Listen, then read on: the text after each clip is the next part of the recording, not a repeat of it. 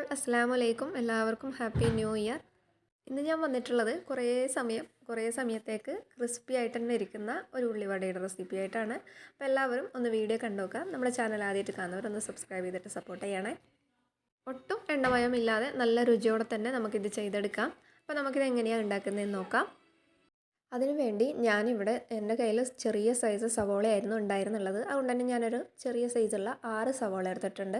നിങ്ങളടുത്ത് വലിയ സൈസുള്ള സവോളയാണെങ്കിൽ ഒരു 3 എടുക്കുക കേട്ടോ. അപ്പോൾ ഞാനിതേപോലെ നേരിയതായിട്ട് വളരെ തിന്നായിട്ട് അരിഞ്ഞിട്ട് ഒരു പാത്രത്തിലേക്ക് ഇട്ട് കൊടുത്തിട്ടുണ്ട്. ഇനി ഒരു 20 അല്ലി ചെറിയ അല്ലി വെളുത്തുള്ളിയായിരുന്നു. അതുകൊണ്ട് ഒരു 20 അല്ലി വെളുത്തുള്ളി ഇതേപോലെ തൊള്ളി കഴിഞ്ഞിട്ട് ചെറിയതായിട്ട് അരിഞ്ഞിട്ട് കൊടുത്തിട്ടുണ്ട്. ഇതേപോലെ ഒരു ചെറിയ കഷ്ണം ഇഞ്ചി കൂടി ഏകദേശം ഒരു സ്പൂണിൻ്റെ അടുത്ത് അരിഞ്ഞിട്ട് കൊടുത്തിട്ടുണ്ട്.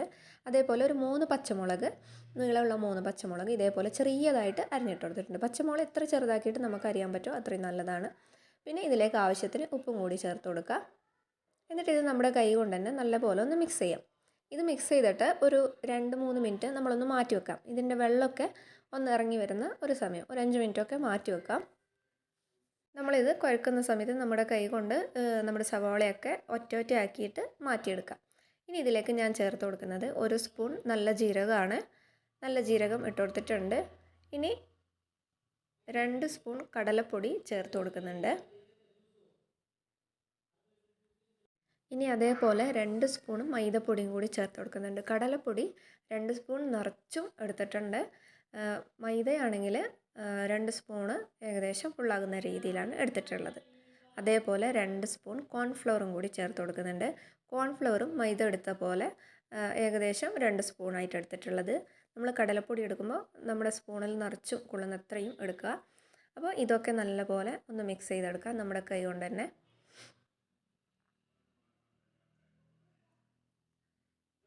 ഇതിലേക്ക് മല്ലിയിലയും കറിവേപ്പിലയൊക്കെ ഉണ്ടെങ്കിൽ ഇട്ടാൽ നല്ലതാണ്, ടേസ്റ്റ് കൂടും. എൻ്റെ കയ്യിൽ ഇല്ലാത്തതുകൊണ്ടാണ് ചേർത്ത് കൊടുക്കാത്തത് കേട്ടോ. അപ്പോൾ ഇതൊക്കെ ഞാൻ മിക്സ് ചെയ്തെടുത്തിട്ടുണ്ട്. ഇനി ഇത് നമുക്കൊന്ന് പൊരിച്ചെടുക്കണം. കാണുമ്പോൾ നമുക്ക് ഇതിൽ മസാലയൊക്കെ പൊടികളൊക്കെ കുറഞ്ഞതുപോലെ തോന്നും, പക്ഷേ ഇത് കറക്റ്റാണ് കേട്ടോ. അപ്പോൾ നമുക്കിതൊന്ന് പൊരിച്ചെടുക്കാം. ഞാനിവിടെ അടുപ്പത്ത് ഒരു ഇരുമ്പിൻ്റെ ചീനച്ചട്ടി വെച്ച് കൊടുത്തിട്ടുണ്ട്. വെളിച്ചെണ്ണയാണ് ഞാൻ എടുത്തിട്ടുള്ളത്. നിങ്ങൾക്ക് വേണമെങ്കിൽ സൺഫ്ലവർ ഓയിൽ എടുക്കാം. അതേപോലെ പരന്ന പാത്രമൊക്കെ ആണെങ്കിൽ ഓയിൽ ഒഴിച്ചു കൊടുത്താൽ നമുക്ക് വേഗത്തിൽ തന്നെ ചെയ്തെടുക്കാൻ പറ്റും. എനിക്ക് വെളിച്ചെണ്ണ ആയതുകൊണ്ട് തന്നെ വളരെ കുറച്ച് എണ്ണയിൽ പൊരിച്ചെടുക്കാൻ വേണ്ടിയിട്ടാണ് ഇതുപോലൊരു ചീനച്ചട്ടി വെച്ച് കൊടുത്തിട്ടുള്ളത്. അപ്പം ഞാൻ ഇതേപോലെ ചൂടായ എണ്ണയിലേക്ക് ഇതേപോലെ നമ്മുടെ മിക്സ് ചെയ്ത സവോളയുടെ മാവ് ഇട്ട് കൊടുക്കുന്നുണ്ട്. നമ്മുടെ കയ്യിൽ ഒരു പിടി എടുത്തിട്ട് ഒറ്റയാക്കിയിട്ട് ഇങ്ങനെ വിതറി കൊടുത്താൽ മതി. അപ്പോൾ ഏകദേശം ഒരു സൈഡ് നല്ല പോലെ മുരിഞ്ഞതിന് ശേഷം നമുക്കിത് തിരിച്ചിട്ട് കൊടുക്കാം.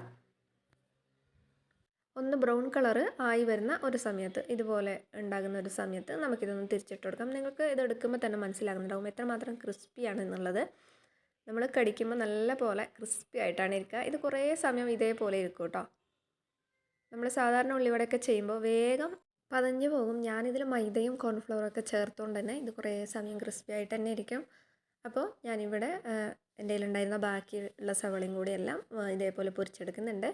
അപ്പോൾ എല്ലാവർക്കും വീഡിയോ ഇഷ്ടപ്പെട്ടെന്ന് കരുതുന്നു. വീണ്ടും നല്ല വീഡിയോസായിട്ട് വരാം. തീർച്ചയായിട്ടും നിങ്ങൾ സപ്പോർട്ട് ചെയ്യണേ. നിങ്ങൾക്ക് ഈ വീഡിയോ ഇഷ്ടപ്പെട്ടിട്ടുണ്ടെങ്കിൽ ലൈക്ക് ചെയ്യാൻ മറക്കരുത്. അതേപോലെ നിങ്ങൾ ഇതേപോലെ ചെയ്യുന്നവരാണെങ്കിൽ, ഇതിന് മുന്നേ ഇതേപോലെയൊക്കെ ചെയ്യുന്നവരാണെങ്കിൽ ഒന്ന് കമൻറ്റ് ചെയ്യുക. വീണ്ടും നല്ലൊരു വീഡിയോ ആയിട്ട് വരാം. ബായ്.